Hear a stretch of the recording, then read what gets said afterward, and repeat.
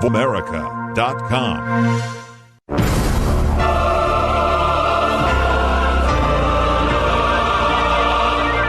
Welcome to Crime Prevention 101 with host Susan Bartelstone. We're so happy you've joined us this weekend.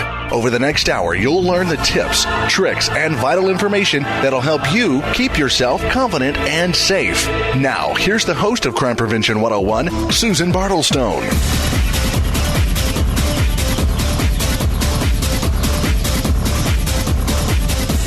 Good afternoon.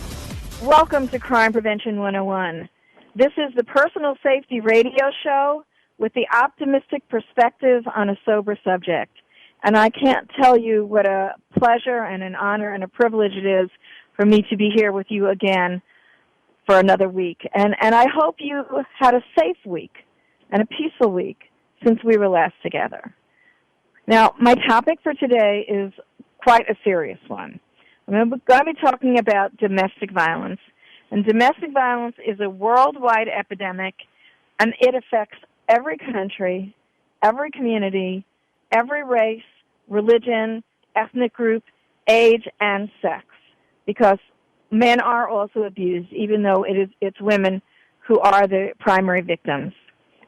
And it's been estimated that as many as 4 million women suffer from abuse from their husbands or ex-husbands or boyfriends or intimate partners. That's in the United States each year. And I've covered this topic before, but there are so many aspects to it, and the problems just won't go away, that it merits as much discussion as it can possibly get until we can eradicate it. And I have a wonderful guest today. Her name is Rita Smith, and she is the executive director of the National Coalition Against Domestic Violence, the NCADV, and this is one of the largest and most prestigious organizations in the field. And Rita has been working in the domestic violence field for about 28 years now, and she started as a crisis line advocate in a shelter for battered women. She's been with the NCADV since 1992. She's co-authored a legal manual for attorneys working with domestic violence victims in Colorado. She's written articles on child custody and domestic violence. She's been all over the media, the Washington Post, USA Today, People, NPR, Today Show. Now she's on Crime Prevention 101 with me. She said that advocacy and social change are intricately connected and cannot be done separately. And that is what the National Coalition Against Domestic Violence is strongly working towards. Rita, welcome to Crime Prevention 101. Great. Thank you so much for allowing me to be with you. Yes, it is an absolute pleasure. Before we start, Rita, there's been a whole lot of strange things in the news lately. I was wondering if you had heard this. I talked last week about a divorce case where the husband had donated a kidney to his wife, and now that they're getting divorced, he wants it back. And she's accused him of domestic violence and all this stuff. And I don't know, had you heard about that? I did hear about that story, yes. And then I just found another one. A spurned lover ambushed his ex-girlfriend and tried to cut out the breast implants he paid for. Mm. This was out in California. And he's on trial for stalking and all this kind of thing, 6 stab wounds. And this is just kind of craziness. You know, this all comes under the umbrella, though, of domestic violence. And just tell me, how would you define it, and what exactly is it? Well, domestic violence is a pattern of behaviors that are usually coercive or violent, that are used to control another person's life. So, you know, that's basically what it is. It's a pattern of behaviors. That it's not just a one-time event. It's over a period of time. It's a pattern of behaviors that are engaged in to try to control that other person and to stop them from doing something or to make them do something. And what kind of behaviors? I mean, it's not always physical, right? No, it's not. It could be emotional abuse, constantly degrading the other person, calling them stupid, telling them they're a terrible parent, telling them that they'll never get another job, that they're ugly, that just constantly berating and degrading them. That verbal kinds of abuse and emotional abuse. Verbal, emotional, financial, psychological, all kinds of different coercive behaviors that are intended to either create fear or some kind of a negative response in that other person. Right. People that aren't familiar with it tend to think it's just someone's beating or up somebody else, but no, it's a whole, as you said, like a range of behaviors. Right. And with a particular purpose, right? With a particular purpose that is to that has a very negative impact on that person. Now, how can somebody tell that there's a domestic abuse occurring in a relationship? What are some of the signs of this? How would we know? Well, I think that if you have friends or family, watching how people interact, the kinds of ways that someone will talk about the other person or to the other person. So if for instance, your sister is really so obsessed with getting home on time because they're so worried about what's going to happen to them if they're 5 minutes late, that's not a natural reaction if that's something that happens all the time. If somebody's just totally afraid to be home late or to say the wrong thing or to challenge another person, to somebody who's constantly being degraded in front of you, negative things are constantly being said about them in front of you. The suspicions are probably pretty high that other things are going on when you're not watching. So it's, right. it's those kinds of signs that would indicate the person is not happy, is very uncomfortable in the relationship and is afraid to go home or afraid to make a mistake. And also, I think too, isn't it, if they're suddenly unavailable, they're cutting off contact, they're not in touch with you, they're becoming more and more isolated, and you're not kind of seeing what's going on in the relationship. I think that's also a pretty good sign something's going on that's not such a good thing, and it might point towards that as well, I think too, right? Absolutely. I think isolation is one of the strongest tactics that someone who is abusive will use. The more that you can limit the contact that somebody has with support systems, whether it's family or friends or even at work, the more likely it is that you can control them. So, if the abuser is the only person that you're spending any amount of time with, it's very hard to get yourself pumped back up and get yourself feeling like you're strong enough to break away and make a move. Yeah, so this is something that if you're trying to identify it in someone's relationship, look for these kinds of signs. Now, I know that the NCADV specializes in advocacy issues and things like that. How has the legal system addressed domestic violence up to this point? Well, I think that there's been some great strides in how the legal system, particularly the criminal justice system, responds to this issue. Initially, when I first started working in this field a long time ago, I would work with women where the police would bring them and they would say that the guy had told her that if he killed her, he'd get the son of a bitch kind of thing. So that she had to die before the law enforcement really made any kind of significant impact on the crime. But these days it's much different, and that response is much better, and it's not universal yet, but it certainly is a better response. Prosecutors are better educated, they're getting more convictions. So I think that the criminal justice response in particular has been much better than it was when I first started. And this issue, though, of not being able to do anything until the worst happens, this is still a problem in terms of orders of protection or whatever your state might call it. Isn't that right? There's still a great deal of lack here because the police can't enforce that until it's been violated. Well, violating it could be a very unhappy thing. So I would love to see something done. Do you think there's any chance of improving that? In terms of their response to restraining orders? Yeah, make them a little more teeth in them, Well, I do think that's one of that is one of the areas, I think, and that's depending on the state, whether it's a civil or a criminal action. Sometimes it's a criminal court that issues a restraining order, and sometimes it's civil. But I do think that that's one of the areas where we might actually be able to prevent some of the homicides that happen in this country, is if we take seriously violations of those orders. Because if somebody is not going to respond to a judge's order, the chances are that they're going to be significantly more violent is pretty high. Most people who have restraining orders against them actually honor those and don't violate them.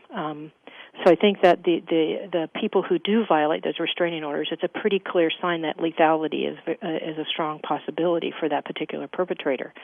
And a significant number of women are actually murdered who have restraining orders in place. And so I think that if the law enforcement will respond effectively and consistently to violations of those restraining orders, and the judges actually issue consequences, we might be able to see a reduction in domestic violence homicides. I don't know that for sure, but because we've never really consistently enforced them, we don't know. Indeed, and this is something I really see that we meaning us everyday people can start to put attention towards. I think I see that as an area we might be able to be kind of effective in this. And you make a good point. Some of them are issued by criminal court, some of them by family court, and where you go to get these orders can also make a difference, I think, in how, not to say effectively, but how vehemently they are enforced. Am I right on that one, or? Yeah, absolutely. Now, I wanted to ask you: are you familiar with the Family Justice Centers? I'm sure you are. Yes, I am. I did a show with about the Family Justice Centers some months ago, and I think this is one of the best innovations in handling domestic violence cases that came out of the 20th century, because it put all the services that a domestic abuse person wanted, legal or criminal or social service kinds of services, all in one place. Counseling, everything else. So you don't have to go to 10,000 places, dragging your children along with you probably and whatever to take action. I think that's tremendously helpful. Rita, we're coming up on our first break. Hold tight with me. Okay. We're going to come back. We're going to talk more about what the NCADV, National Coalition Against Domestic Violence, is doing these days. So you all stay tuned.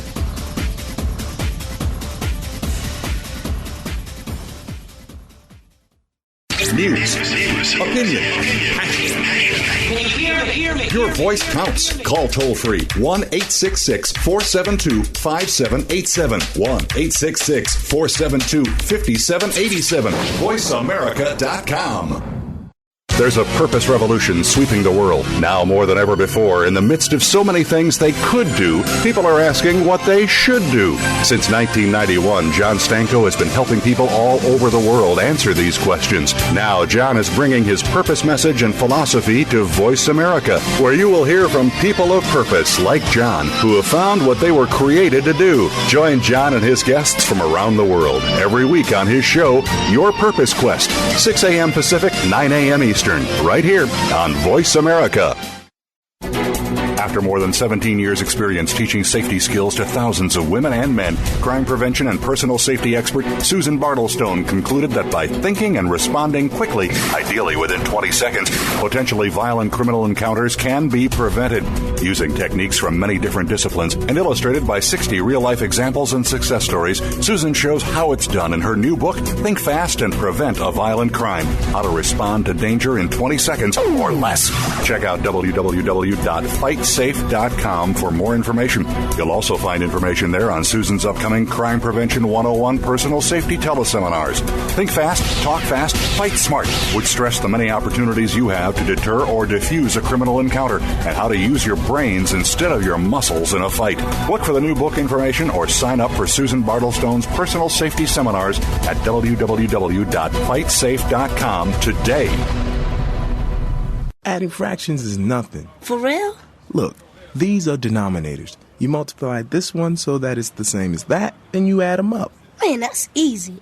Charles Bennett dreamed of returning to the old neighborhood as a teacher, but without money for college, only half of his dream came true. He's back in the old neighborhood.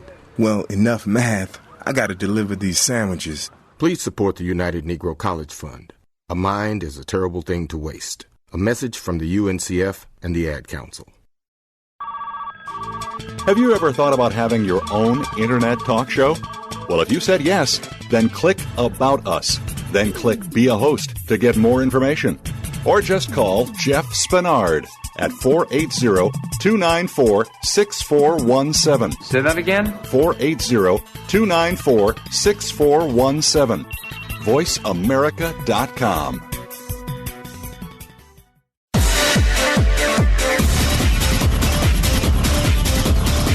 You're listening to Crime Prevention 101 with Susan Bartelstone. We invite you to share your stories, tips, or suggestions for topics you'd like us to cover, and Susan will address some of these on future shows. Send your story or idea to solutions@fightsafe.com. That email address again is solutions@fightsafe.com. Now back to Crime Prevention 101 with Susan Bartelstone.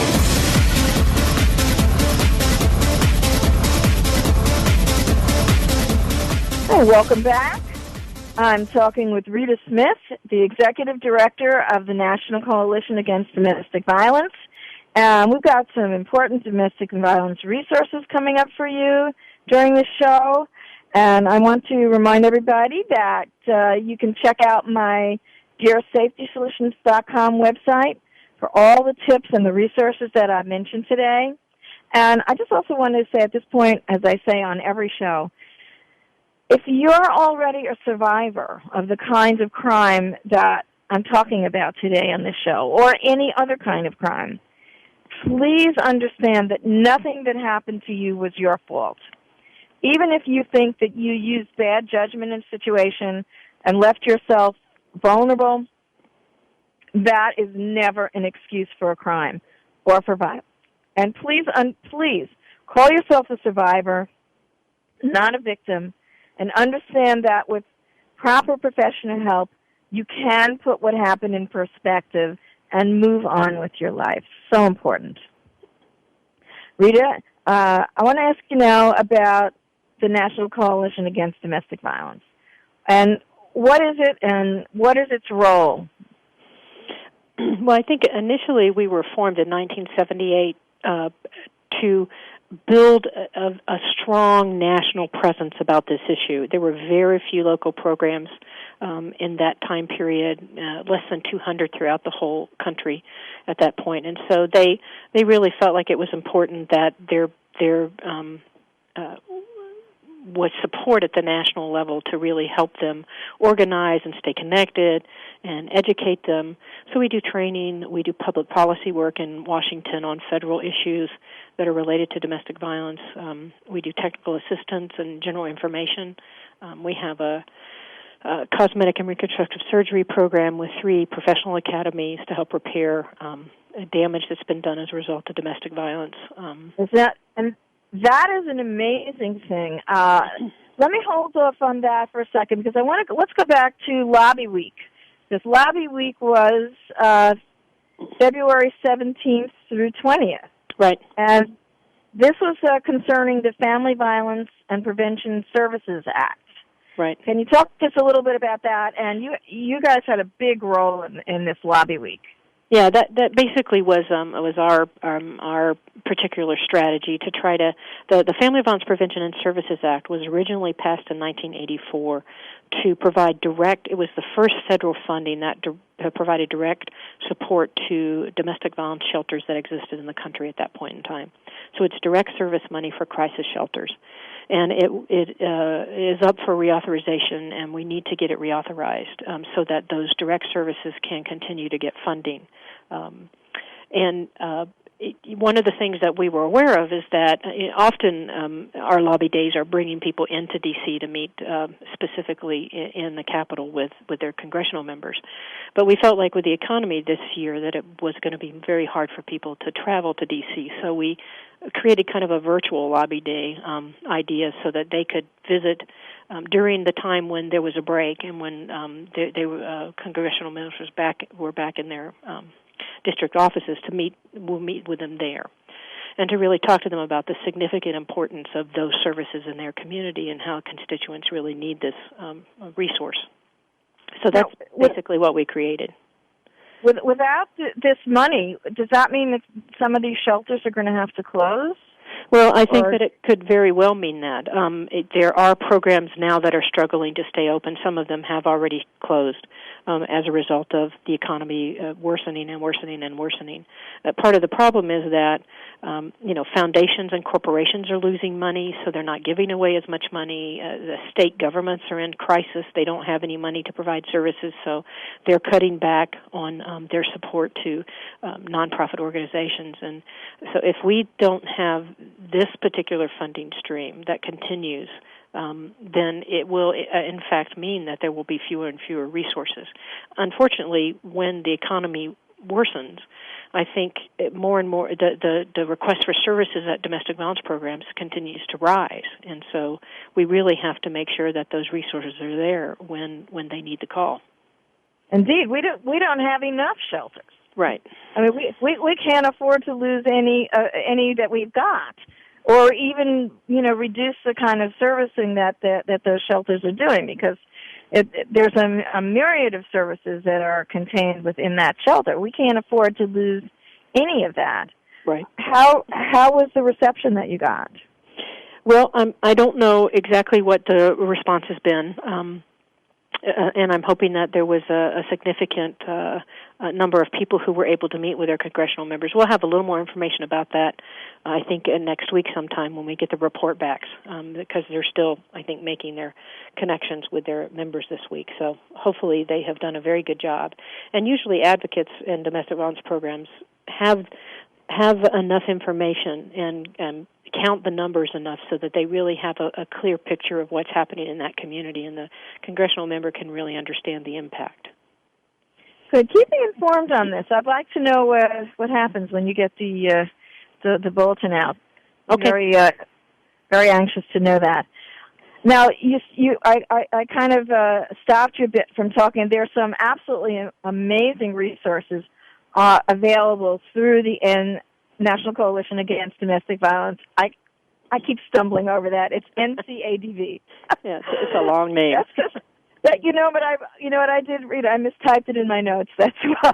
So, oh my God. All right. I'm not the best typist in the world here. All right, but you've got 3 cosmetic reconstruction surgery programs. I was looking on the website. Right. I think this is amazing. And this is your only direct service that you offer. How do these work? Well, what happens is that we have an application process that has to be filled out by a survivor who has head, neck, and face injuries, scarring, repair work that needs to be done, cosmetic dentistry work that needs to be done within the smile zone, so if the teeth have been knocked out, that kind of thing. And then dermatological surgeons who do the entire body, which is, burn marks or tattoos or things that have been done to the surface of the skin. Any of those kinds of repairs or injuries can be done with one of the doctors who is from one of those professional academies. And so they fill out the application. We make sure that they have a direct support system in place, either somebody that they're seeing for counseling or a connection to the domestic violence program in their area, so they have support as they go through this process of healing. And then once that all has been figured out, then we send the application on to the academies for a doctor to be assigned. So that's kind of the process. This is amazing. This is at no charge, correct? Right. There is no charge to the survivor who is getting the repair work done. I'm going to post this information on my website. Great. I've got the names of the programs, my DearSafetySolutions.com website, and I'm going to link them to your website so that people will have that information if they want it or need it, because sometimes the injuries really are extensive and disfiguring, and this is a absolutely amazing resource that you're offering. Great. You also offer financial education programs. Yeah, we have a booklet that we created with the National Endowment for Financial Education that is specifically written for survivors of domestic violence about how to maintain or rebuild financial stability. Because batterers can often use financial tactics to ruin your credit or control your ability to save money and to get yourself stable so you can leave. And so this is a booklet that's written specifically for survivors to get ideas about how they can start to get back on their feet and take care of themselves financially. So, and that's one of the main one of the big points that really prevent people from leaving is they don't know how they can do it. They might, they're going to be a single mother with children, right. Probably, and how are they going to manage? And especially sometimes the abuse takes the form of financial deprivation. He controls everything on it. So this is really critical information, and so this is also available. It's NCADV.org website. And you also have something called the Remember My Name Project. Now, what is that? Well, we started this in conjunction with Ms. Magazine back in 1994 when Nicole Brown and Ronald Goldman were murdered. They, on their October issue of Ms. Magazine, put the names of all the women who had been murdered, not just Nicole Brown, because Nicole Brown Simpson became sort of, this headlight, as if other women weren't dying every day. So it's kind of like this happens to a lot of people. This isn't just about one woman being murdered. And so they had this sort of names, front and back of the cover, covered with other people who had been murdered during that time period. And we took that and then started to do that every year and created this poster. Every October, release it of names of people who have been murdered in the last year, just to get people the sense of this is costing our communities a lot. We really have to get a handle on this issue. So it's just about remembering the cost that this has on friends and family. Oh yeah, and you mentioned October because October is Domestic Violence Awareness Month. Right. But people are dying and victimized every month. Every day sometimes, yes. Every day. And I think that's extremely important that, that get out there. And how many names do you think you have on there by now? I mean, it's got to be millions. Well, we don't have millions. We have thousands of them, though. We certainly have thousands since 1994 that we have collected.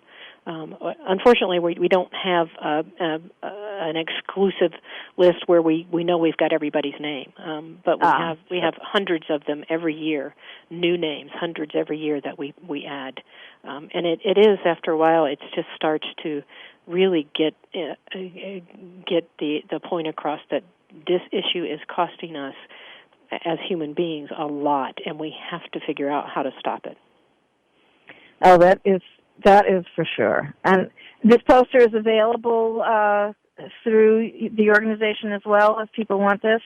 Yeah, we have a web store at shop.ncadv.org, I think. Okay. And people can get a link through our website as well to the online store. Right. Let's take a break right here, and when we come back, we're going to be talking more about domestic violence and about what you can do to help. So just stay tuned.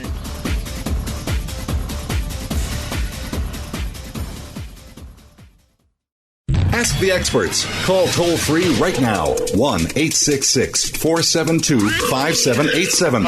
And ask our All-Star team to answer your question. That's 1-866-472-5787. Thank you for calling. VoiceAmerica.com. After more than 17 years' experience teaching safety skills to thousands of women and men, crime prevention and personal safety expert Susan Bartelstone concluded that by thinking and responding quickly, ideally within 20 seconds, potentially violent criminal encounters can be prevented. Using techniques from many different disciplines and illustrated by 60 real-life examples and success stories, Susan shows how it's done in her new book, Think Fast and Prevent a Violent Crime, How to Respond to Danger in 20 Seconds or Less. Check out www.fightsafe.com for more information. You'll also find information there on Susan's upcoming Crime Prevention 101 personal safety teleseminars. Think fast, talk fast, fight smart, which stress the many opportunities you have to deter or defuse a criminal encounter and how to use your brains instead of your muscles in a fight.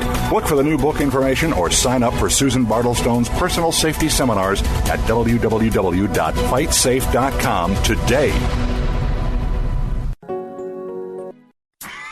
Hey, how you doing? Educational videos, top quality, right here. You'll never hear anyone selling education on the street. Yo, what's up, baby? Want to learn some history? I got live learning, beautiful books inside. And don't expect anyone to just offer you an education. Who needs a high school diploma, huh? And fortunately, you can't buy a diploma from some guy with a briefcase. But there is one way you can get the educational skills you and your family need for free, with free family learning programs. Call 1-877-FAMLET-1 for information on free GED, computer training classes, and other family learning programs.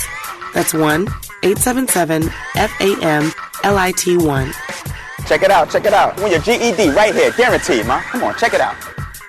After all, you can't get your education on the street. Free family learning programs from the National Center for Family Literacy. The first step to a better life. Brought to you by the National Center for Family Literacy and the Ad Council. Talk. That's all we do is talk. If you'd like to talk, call us toll-free right now at 1-866-472-5787. 1-866-472-5787. That's it. VoiceAmerica.com.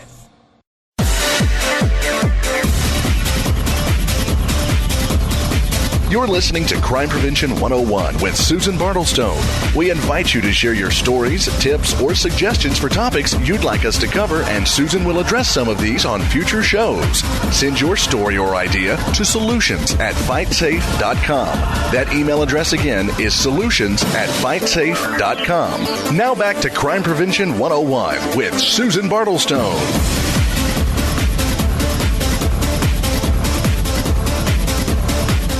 Welcome back to Crime Prevention 101, and I'm talking with Rita Smith, the Executive Director of the National Coalition Against Domestic Violence, NCADV.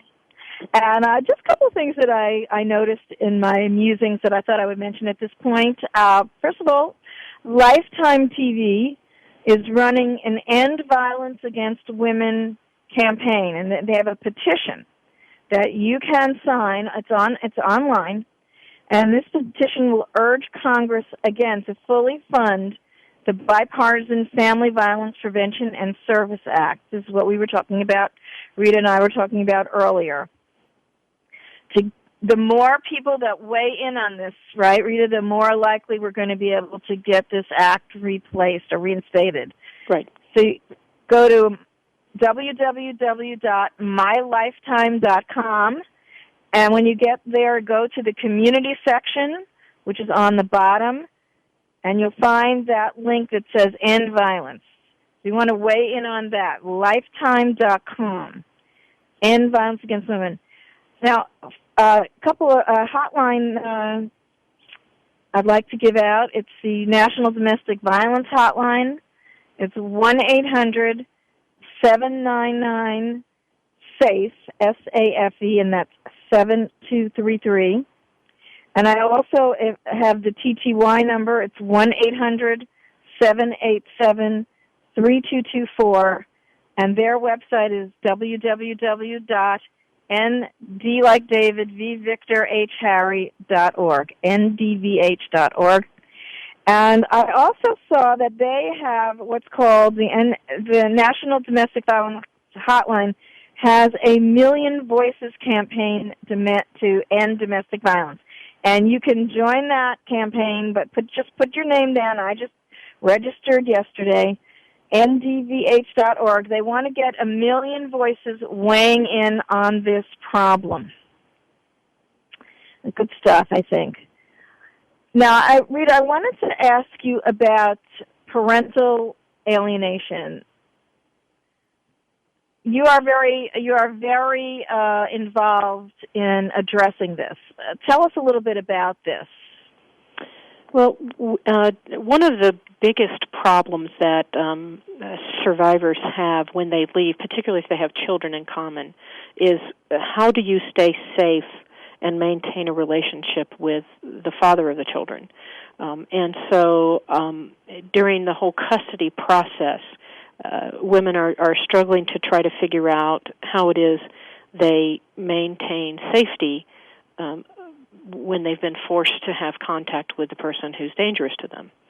And that's a huge problem. I'm sorry, that's a huge problem, isn't it? I mean, if you know, people don't always think about it, but if you're going through a divorce and there's been abuse, you are going to be forced to have contact with that abuser. Yeah, most of the time, unfortunately, that is what happens. As civil court judges tend to provide access, and very, very few times will they institute supervised visitation. So she's required to have contact with this person who is a danger to herself and sometimes to the kids. And we really are trying to take a more prominent and more active role in addressing how the family court system works, because it's just not working well for mom and the kids.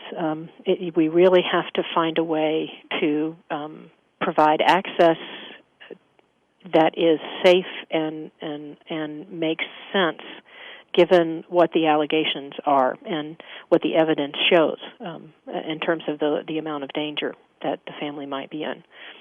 So one of the tactics that is used very heavily, particularly when there have been allegations of abuse in a custody case, is that the claim by the defendant or the responding party is that the other parent is alienating the children against them.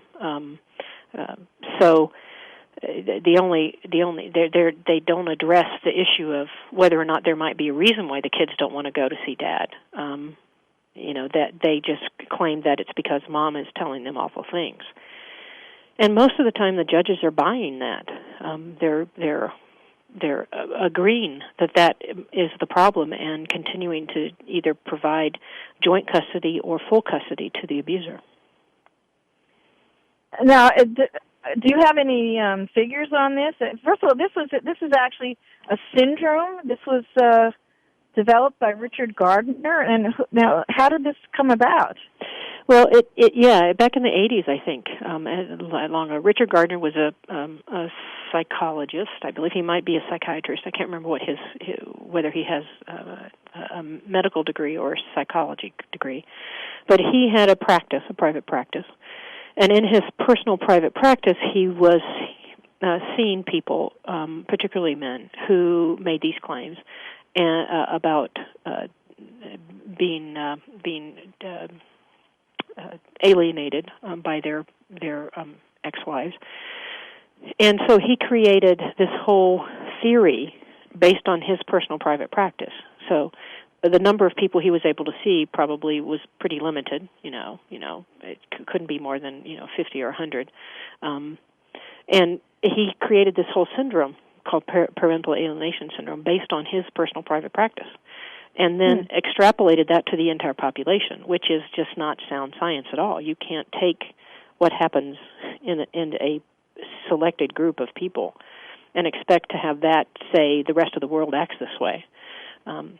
But I was going to say, has this theory been well respected? I mean, why are the courts so willing to accept this? Well, that's a really interesting question, and some days I'm baffled about why that's true. It is not. It's not an accepted theory in any psychological professional group. In other words, no, the American Psychological Association does not recognize it. It's not part of the DSM, which is the diagnostic manual that psychologists and psychiatrists use. It's not in there.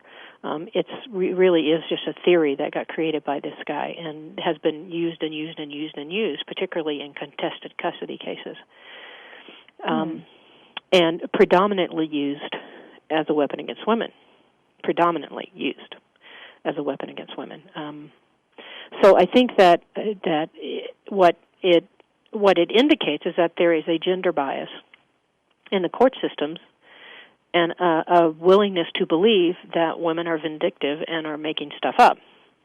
That's the only thing I can come up with. It makes no sense. And the reality of custody in this country is that when two people divorce, about 90% of the time, those two people agree, 90 to 95% of the time, those two people agree who should be the primary caretaker. And almost always, those couples agree that it's mom.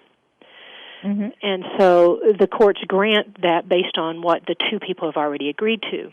And in about 5 to 10% of the cases, there is a contesting of that decision. And then the court has to decide who's the best parent in the best interest of the child, and that's where this whole issue comes up. So that when other groups, particularly fathers groups, will say the courts are weighed against fathers because always moms are granting custody. Most of the time, they don't extrapolate that out and say it's because these two parties agreed that was the best interest, and the judge is just saying, okay.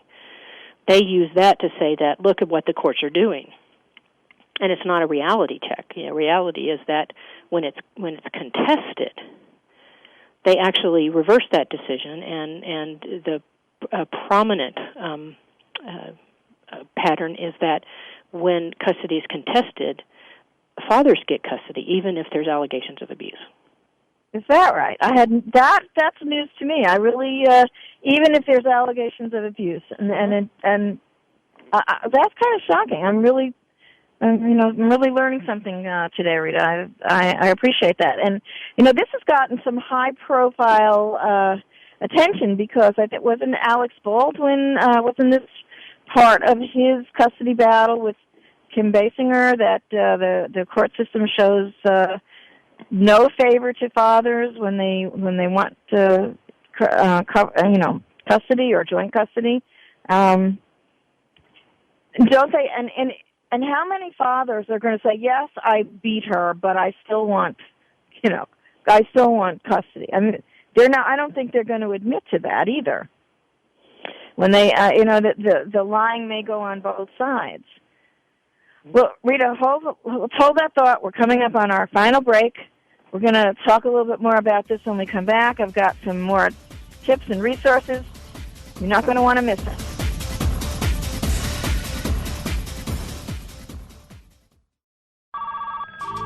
Have you ever thought about having your own internet talk show? Well, if you said yes, then click About Us. Then click Be a Host to get more information. Or just call Jeff Spenard at 480-294-6417. Say that again? 480-294-6417. VoiceAmerica.com. Hello, we're Mike and Susan. Hello, I'm Catherine. We are the March of Dimes 2008 National Ambassador family. Although Catherine was born extremely premature with many challenges, today she is a healthy 5-year-old thanks to the March of Dimes. I'm Don Germano, Senior Vice President of Kmart Stores. Kmart is proud to support March of Dimes' mission to help moms have full-term pregnancies and healthy babies. Please make a donation at any Kmart or at marchforbabies.org so that one day all babies are born healthy.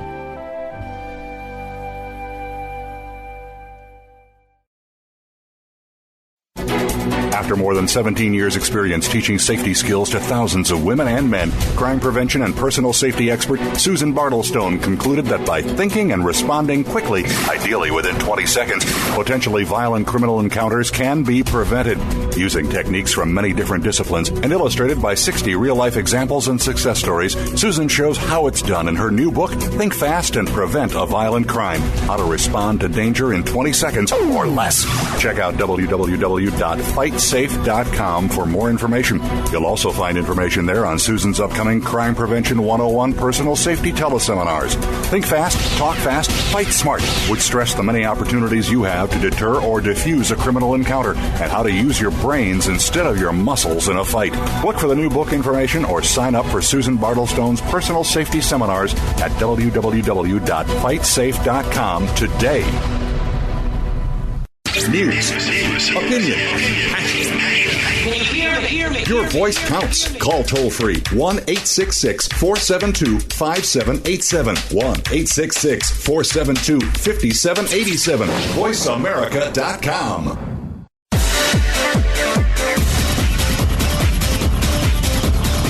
You're listening to Crime Prevention 101 with Susan Bartelstone.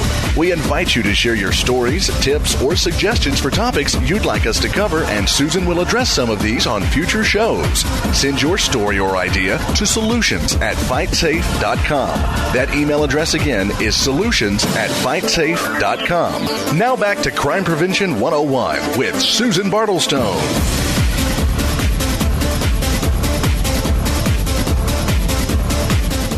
Welcome back once again. Coming up on our last segment now, I'm talking with Rita Smith from the National Coalition Against Domestic Violence. We were talking about Parental Alienation Syndrome. I'm going to pick that up in a second. I just got some more resources for you. This is, if you know a child who's being abused or neglected, we've got Child Help USA National Child Abuse Hotline. That's childhelp.org, 1-800-422-4453. And this is not for reporting abuse, but this is the place to get advice and what options you have if you do choose to report. If you are in a stalking situation, and by the way, Rita, I'm correct when I say that stalking is a very integral part quite often in domestic violence cases, a huge part of it. And for stalking information and support, the National Center for Victims of Crime has a stalking resource center. So that's NCVC, N like Nancy, C Charlie, V Victor, C Charlie.org/SRC. And if you'd like to find the Family Justice Center in your area, and we talked about that a little bit earlier in the show, one of the best innovations in dealing with domestic violence cases, go to FamilyJusticeCenter.org to see if you can find a resource in your area. They also do give you a lot of help if you ask questions. Again, I'm posting all of the resources that I mentioned today on my DearSafetySolutions.com website. And I want to tell you that I've got my page on Facebook up. So please look for me there. Be my friend on Facebook. I post all sorts of crime prevention information and videos and stuff there that I think you're going to really find helpful. Let's just talk just a little bit more about this parental alienation syndrome. Do you have an idea of any of the numbers of cases where this is an issue? It's in the thousands. I know that. And we have been in contact with lots of survivors who have lost custody of their children because they presented abuse as part of the problem, whether it's physical abuse of themselves and their children or sexual abuse of the children. And they have simply lost custody. It's just thousands of them that are happening all over the country in family courts. And it's, I don't have any way to document the actual number because it's really hard to track what's happening in municipal courts in so many different areas. But certainly the reports back from the moms who have tried to protect their kids and themselves is not good news. Now, just for curiosity, because I honestly don't even know this myself, how long does a custody case last? I suppose it's somewhat individual, but is there a kind of a typical length of time for these things? Well, if it's not contested, they can go pretty quickly. It's the contested cases that are a problem, and that's where the allegations of abuse happen. And the problem is that in many of those cases, the courts are asking for experts, quote unquote, to intercede and to make assessments of the parents. So the expenses can go into the hundreds of thousands of dollars by the time they've paid the court evaluators and the guardian ad litems and their attorneys and the psychological testing that's done. It's just it's an enormous expense. And it can go on for years, literally years, trying to make a decision. And then, if the abuser doesn't like the decision, going back into court and filing another petition and trying to get changes in the visitation. And I mean, I have worked with women who have literally become destitute and bankrupt because they have spent hundreds of thousands of dollars trying to protect themselves and their kids. And the amount of money that's being made is just unconscionable.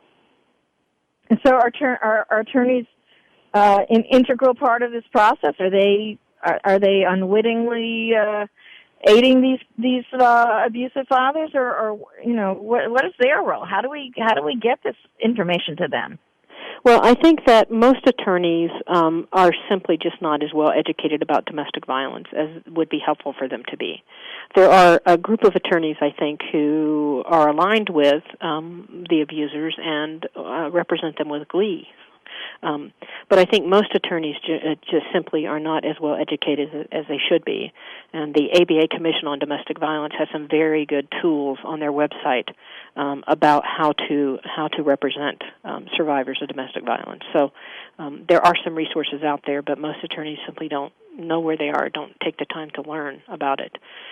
But there's court evaluators, there's mediators, there's guardian ad litems. There's a whole, just almost an industry now that's been created around custody that really isn't helping decide this in the best interest of safety and the children. And we really need to get people to stop listening to this kind of, unfounded theory process around parental alienation and move towards really educating yourselves about what the issues are, what the signs are about domestic violence, and how can we best protect families. And that's really the goal, is how can we best protect families.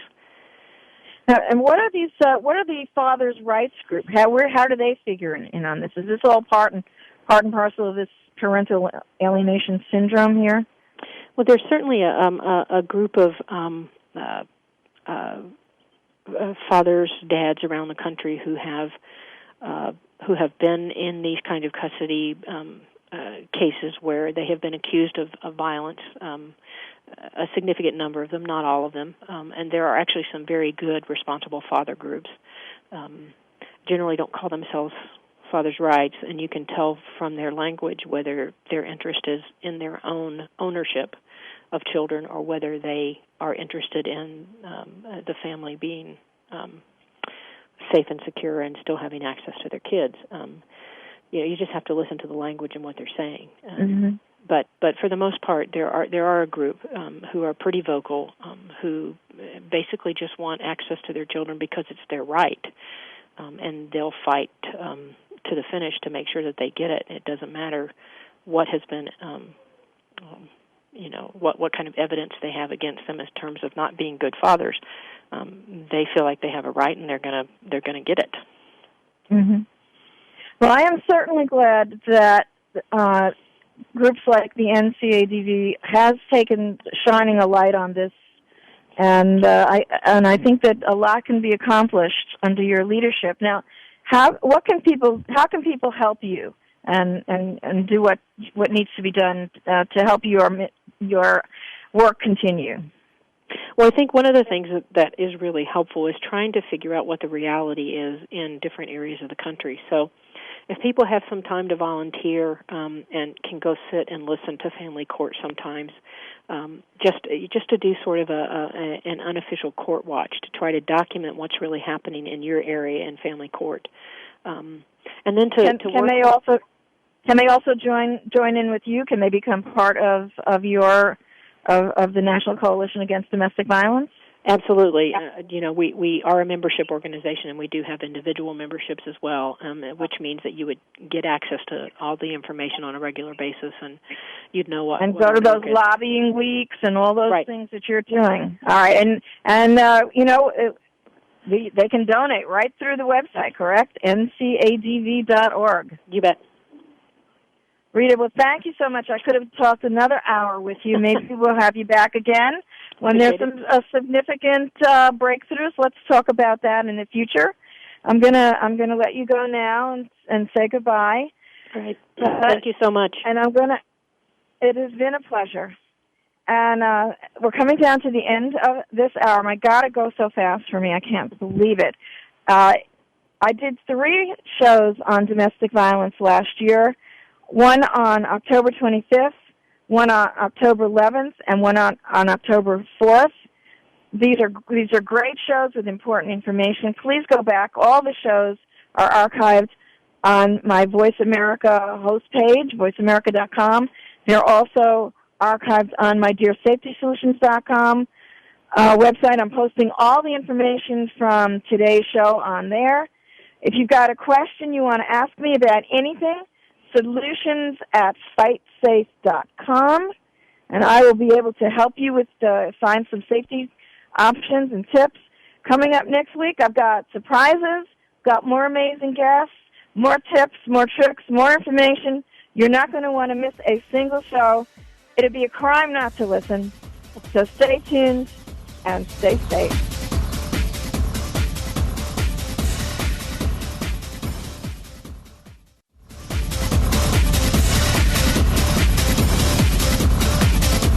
We hope you got some useful information and inspiration this week on Crime Prevention 101.